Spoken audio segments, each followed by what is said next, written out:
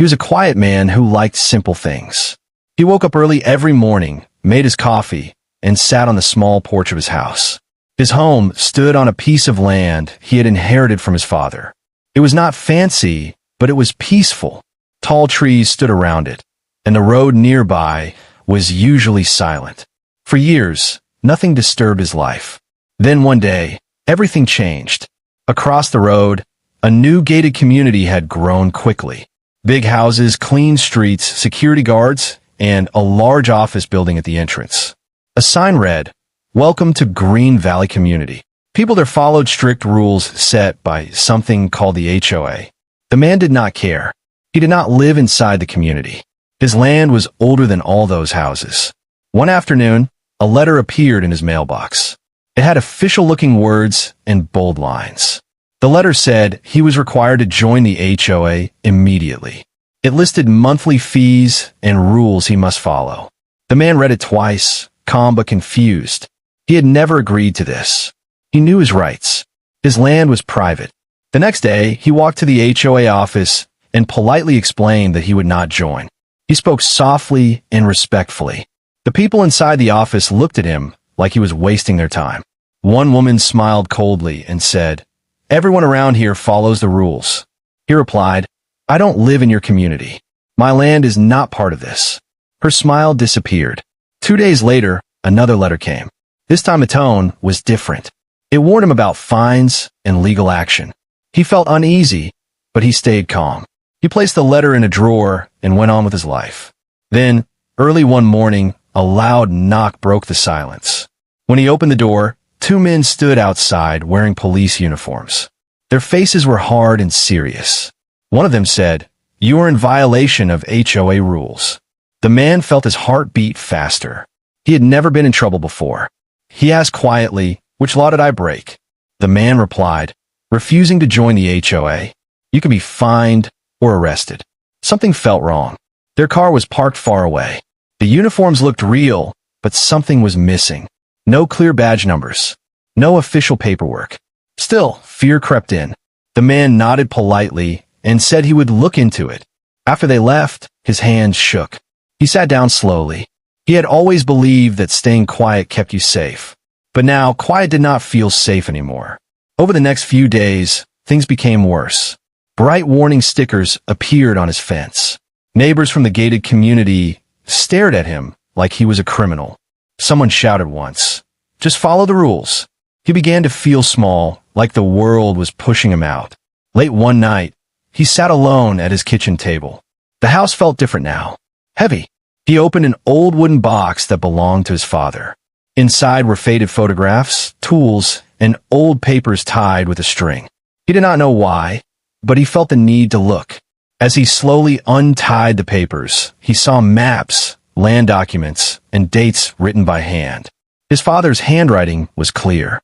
The man leaned closer. His eyes moved carefully over the lines. The land borders looked strange, bigger than he remembered. He felt a strange feeling in his chest.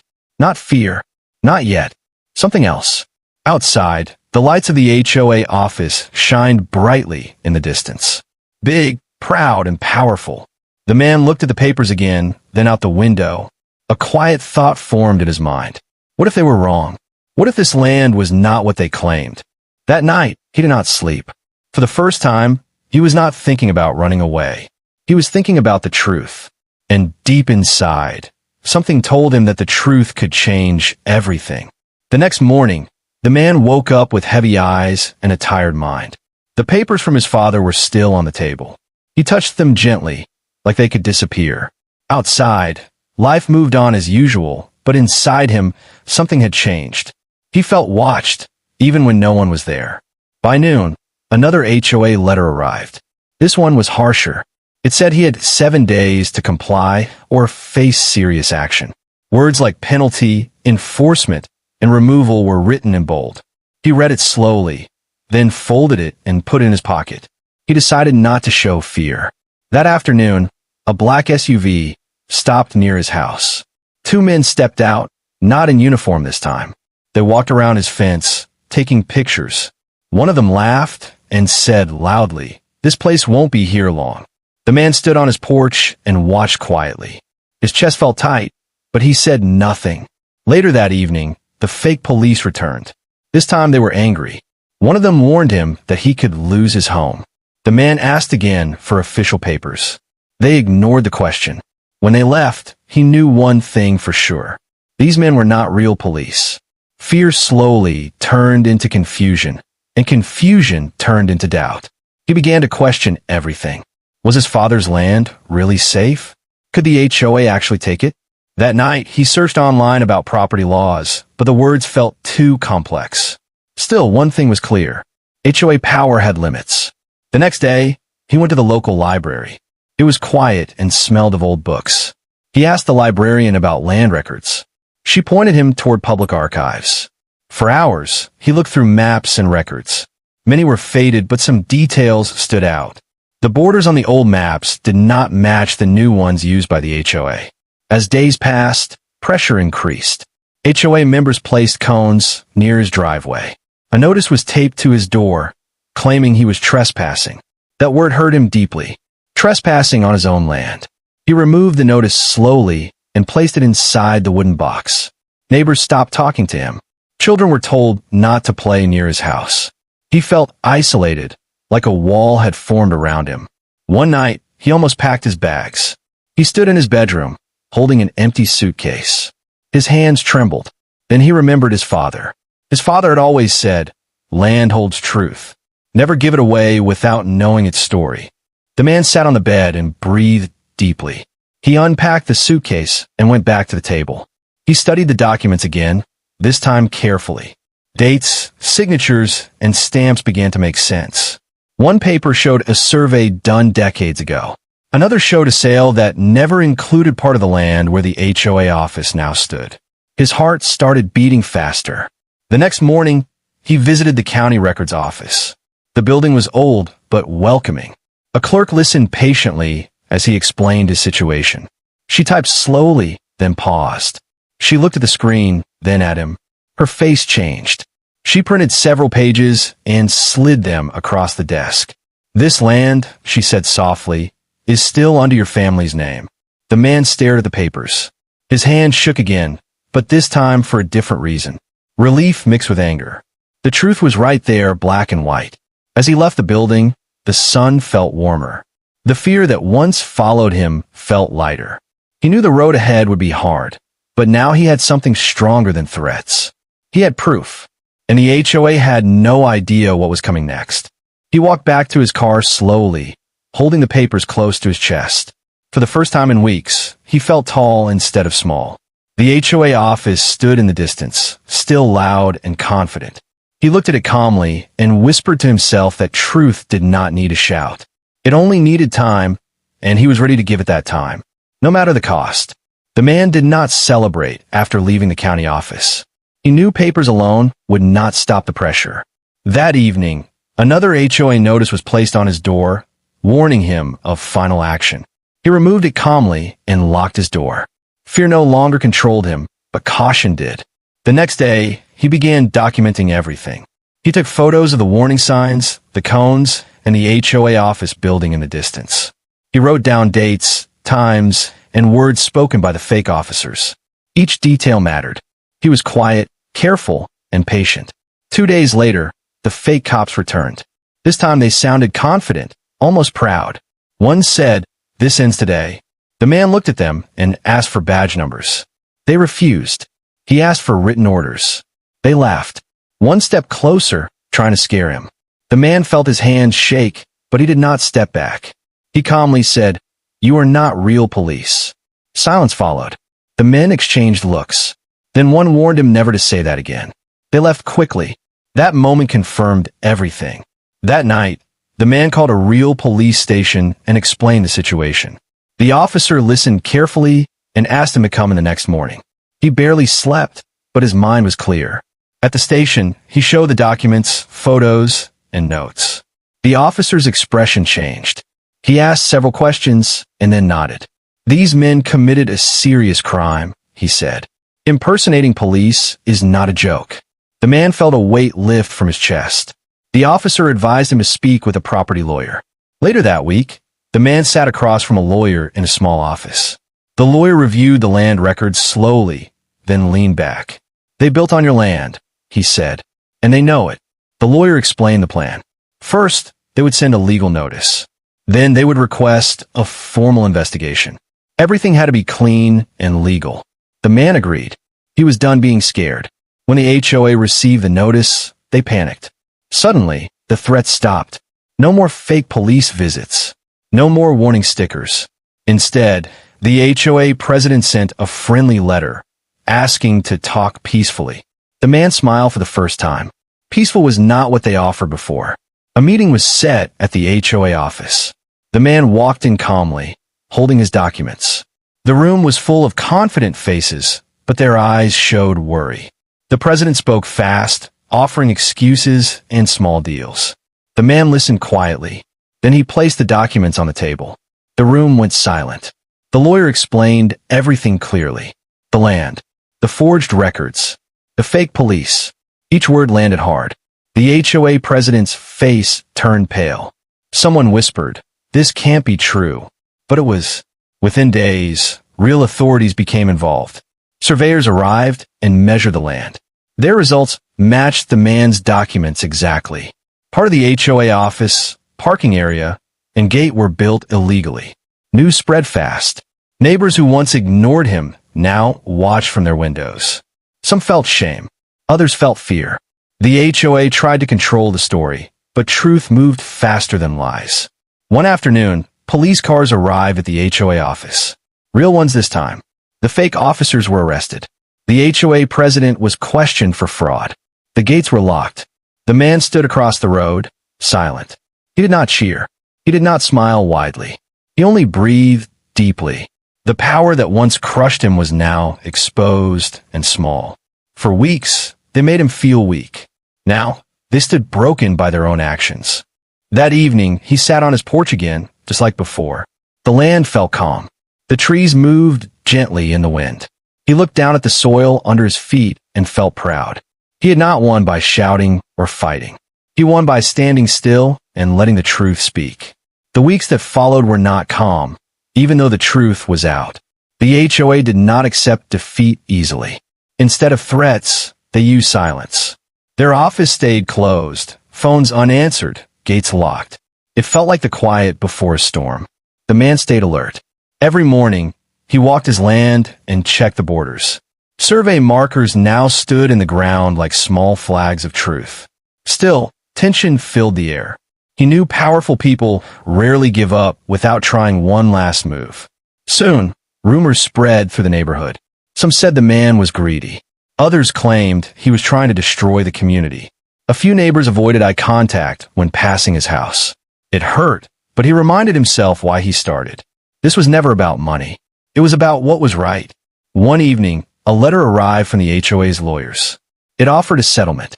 They wanted to buy the land quietly and in the case. The offer looked generous, but the words felt wrong. They wanted silence, not justice. The man met his lawyer the next day. The lawyer read the letter carefully and shook his head. "They are scared," he said. "If this goes to court, more will come out." The man thought of the fake cops, the threats, and the fear they caused. He imagined them doing the same thing to someone else someday. He folded the letter and said one word. No. That answer changed everything. The HOA responded with a lawsuit, claiming confusion and mistakes. They tried to delay, hoping the man would grow tired. Court dates were set. Documents were demanded. Each step felt slow, but the truth kept moving forward. During this time, the man faced pressure from all sides. Anonymous calls came late at night. Someone left a note on his fence saying, "You will regret this." He reported everything and stayed calm, but the stress was real. One night, he sat alone in his living room, lights off, listening to the wind. Doubt tried to return. Was this worth it? Then he looked at his father's papers again. He remembered the promise he made to himself. He would not back down. In court, the case became clear.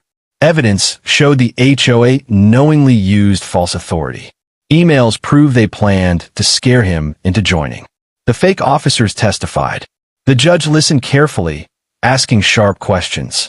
The HOA's confidence faded with every session. Media interest grew. Reporters stood outside the courthouse. Headlines spoke of abuse of power and stolen land. The community watched closely now. Some neighbors finally spoke up, admitting they had also been threatened in the past. Weeks later, the final ruling came. The court ruled fully in the man's favor. The HOA was found guilty of fraud, intimidation, and illegal construction. Heavy fines were ordered. The office building and gate, built on his land, had to be removed or rebuilt legally with his permission. The fake cops were sentenced. The HOA president resigned in shame. When the news spread, something unexpected happened. Neighbors began to apologize. Some thanked him quietly. Others said they were proud he stood up when no one else could. The man listened politely but stayed humble.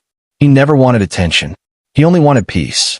On the day construction crews arrived to remove the illegal structures, he stood nearby. The loud machines tore down walls that once felt untouchable. Dust filled the air, but it felt clean. As the sun set, the land looked open again. Honest. The man returned to his porch that evening. The silence felt different now. Not heavy, not fearful, just quiet. He took a deep breath and smiled softly. The hardest part was over, and the truth had done what it always does in the end. It set things right. After the ruling, life did not suddenly become easy, but became honest. The man woke each morning without dread, though work remained. Cleanup crews returned to restore the land and fix the road. Surveyors placed final markers, clear and bright, ending arguments. Neighbors watched quietly, learning what truth looks like. Some brought apologies, others brought coffee and simple thanks. He accepted gently and kept his voice calm. There was still paperwork, inspections, and court follow-ups. The lawyer guided him, careful and steady. Payments from the HOA were ordered, covering damage and costs. He set the money aside, choosing patience over celebration. What mattered most was restoring peace on the land. He planted grass where concrete had scarred the soil. He repaired the fence and painted the porch. Each small task felt like healing. The quiet returned slowly, respectful and real. One afternoon, a meeting was held for the neighborhood. The man attended, not to speak loudly, but to listen. Stories came out about warnings, fines, and fear. People realized how close they were to losing rights. They thanked him for standing when others stayed silent. He answered simply, saying anyone could do the same. The former HOA space was cleared within weeks. With permission, a small park took its place. Children played, dogs ran, and benches welcomed rest. The man asked for no plaque and no credit. He wanted the land to breathe again. At sunset, he often walked the path and reflected. Power once felt heavy, but truth felt light. He learned courage can be quiet and still strong. The community changed rules, added transparency, and removed fear. Trust returned through actions, not speeches. On a calm night, he found his father's note again. It said to guard truth and share land with care. He folded the paper and smiled. The lesson had cost time and sleep, but not his peace. He sat on the porch as stars appeared. Cars passed quietly, respecting boundaries now marked.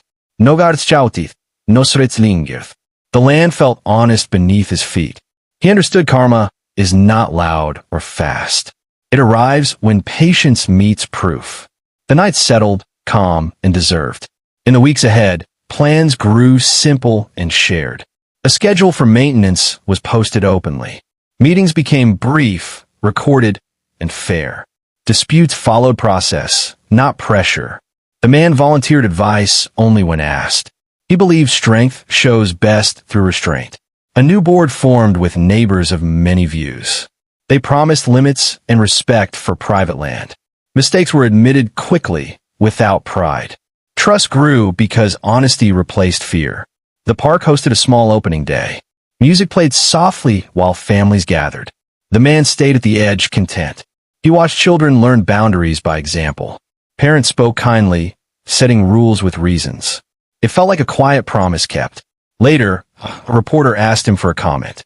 He declined, saying the story belonged to truth. The camera moved on, satisfied. That night, rain cooled the ground. Water-soaked soil once sealed by concrete. He listened to the rain and rested. Tomorrow would bring routine, not fear. The future felt earned, not taken. He planted a garden near the old oak. Seeds were chosen for shade and season. Growth would take time like trust. Neighbors offered help without being asked. He thanked them and shared tools. Workdays ended with smiles and tired hands. Stories shifted from conflict to care. The past felt distant, lessons close. He kept records neatly, prepared always. Preparation was peace, he learned. When questions arose, answers came calmly. No one wore false authority anymore. Rules existed to serve people, not scare them. He hoped the lesson would travel quietly. Justice, he believed, works best without noise. The land rested under moonlight, free. He breathed in, steady and thankful. Morning would come, ordinary and good. That was enough, and always would be. He closed his eyes, trusting time and truth. Nothing more needed proving. The story ended where it began, at home. Quiet held strong, and justice stayed. Land, truth, and patience stood together. That balance carried him forward. He smiled, content with what followed. Peace remained, earned and shared. It was enough. Finally, months passed, and the man settled into a new rhythm. Mornings were simple again. Coffee steamed, birds argued, and sunlight touched the porch. He kept records neatly, but he no longer checked the road with fear. Trust grew slowly, like plants after rain. The community changed in small, steady ways. Meetings stayed open, notes were shared, and decisions followed clear rules. When problems appeared, people asked questions instead of making threats. The man spoke rarely, choosing careful words when needed. He believed calm voices last longer. One afternoon, a family visited the park. A child asked why the space was open. The man smiled and explained boundaries and respect. The child nodded, understanding more than expected. Moments like that mattered most. The land taught lessons too. Where walls once stood, flowers grew. Where signs warned, benches welcomed rest. The man tended a garden near the old oak, planting seeds with patience. He watered them at dawn and watched leaves rise. Growth felt honest. A letter arrived from the county, confirming final titles and boundaries. He filed it carefully and closed the folder. There was nothing left to fight. He felt light, not proud. Pride had no place here. Neighbors organized a shared workday. They repaired paths, painted railings, and cleaned drains. Laughter returned without effort. The man worked beside them, equal and quiet. At lunch, stories replaced rumors. Apologies were simple and sincere. At dusk, he walked the edge of his land. Survey markers stood firm, but they no longer felt sharp. They felt fair. He remembered fear and pressure, then released them. Time had done its work. The former HOA office space became a learning board. Clear maps explained rights and duties. Contacts were listed for help. No uniforms, no threats.